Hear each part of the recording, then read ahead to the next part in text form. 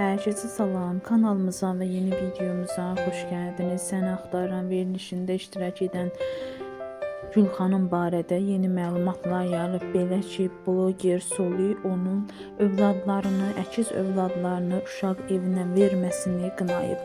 Həmin anları sosial şəbəkədə paylaşılıb. Biz də həmin görüntüləri sizlərə təqdim edirik. Siz də videomuzu bəyənməyi unutmayın. Dostlar, deməli son zamanlar İşlərimlə bağlı Xoşqədəm Hidayət qızının verilişini izləmirdim.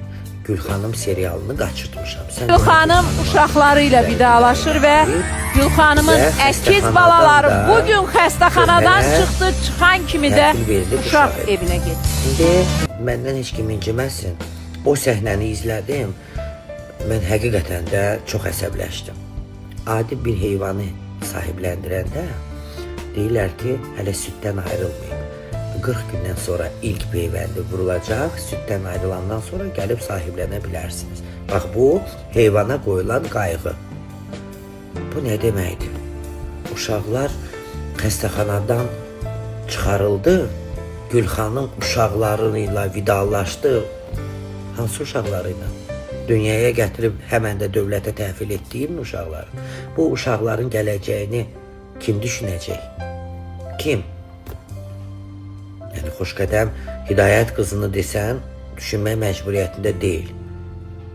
Gəldin efirə, 3 uşağı verdin bayrama, dünyaya əkiz uşaq gətirdin, verdin Xoşqədəmə, o da neynəməlidir, verdi uşaqlar evinə, verə-verə gedirsən, axırda özünü kimə verəcəksən? Yəni, belə ana olarmı? Mən həqiqətən şokdayım. Yəni, verə-verə gedir. Özünü kimə verəcəksən? Mənə bu nağılın sonunu söyləyin. 3 uşaq bayramda. İndi pis yaxşı atalarındadır.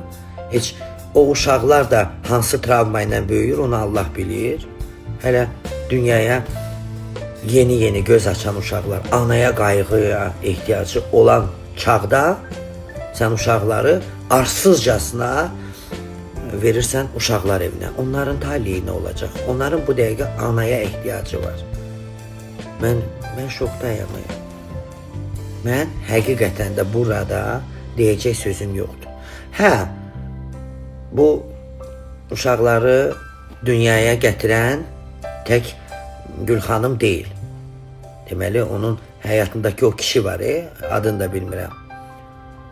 O da Allahın qarşısında cavab verəcək. Bu cahildir, bu savadsızdır, bu nə bilim öz həyatını yaşayandır. Sənə nə olmuşdu? Ona görə də bilirsiniz, indi baba uşaqlar böyüyəndə, savadlı və hansısa bir yüksək yerdə olanda yenə dönüb gələcəksiniz Xoşqədəmin verişinə ki, biz uşaqlarımızı istəyirik. Mən o uşaqların yerində olsam, üzr istəyirəm. Nə bilim eş.